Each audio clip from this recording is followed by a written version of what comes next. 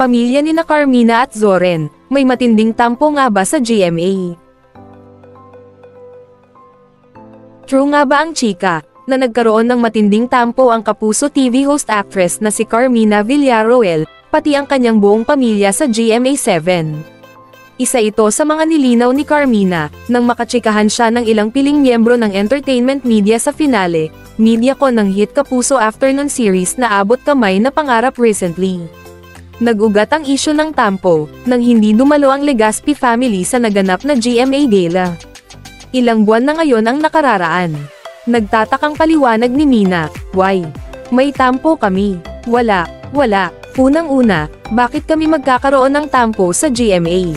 They have been good to us. Ang tagal na namin sa kanila. They have been nice to us and we're forever grateful to them. Sa lahat ng nakatrabaho namin, nagbigay ng trabaho sa amin, we're always grateful to them. So bakit ako magkakaroon ng tampo? Wala. Ang tuloy-tuloy na paliwanag ng aktres. Binanggit niya ang pagiging emosyonal niya sa finale press con ng abot kamay na pangarap. Kasi, kung may tampo ko, iiyak ba ako?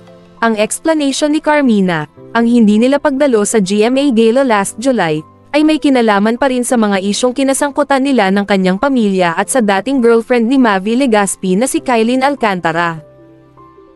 We just opted not to go and they knew naman talaga. Yun ang height ng issue, so parang kami na lang ang umiwas. Yun nga ang sinasabi ko na, showbiz family kami, pero hindi kami showbiz. We don't want alam namin when to lie low. Basta kami, alam nila kung bakit hindi kami pupunta and they know our reason. Kaya natatawa na lang kami, yung parang nakakapagod. Lahat na lang ng action namin, may ibig sabihin sa kanila, say pa ni Mina na ang tinutukoy ay ang mga bashers ng kanilang pamilya. Sa gitna ng mga kinasangkutan nilang issue at kontrobersya nitong mga nakaraang buwan ay natanong din ng aktres kung nagsisisi ba sila ni Zoren na pinayagan nilang mag-showbiz ang kambal nilang anak. Regrets? None. I have no regrets. My kids are happy. That's their choice. Ako talaga, sinasyay away ko sila. Mag-business na lang kayo. Alam ko how cruel showbiz can be. Ang showbiz, sa akin, hindi naging cruel. In fact, I'm very happy. Kung hindi ako maligaya, wala siguro ako rito ngayon. Pero ang dami ko namang warning sa kanila, guidance, ganon. But I have no regrets, ani Mina. Ano nga ba ang advice niya kina Cassie at Mavi kapag may mga ganitong intriga? Ang importante at palagi kong ang sinasabi sa kambal, in every problem or mga trials, ang importante roon, ang dami naming lesson along the way.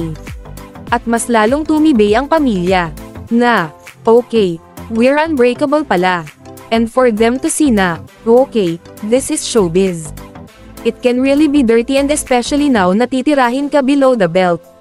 Lahad pa ni Carmina.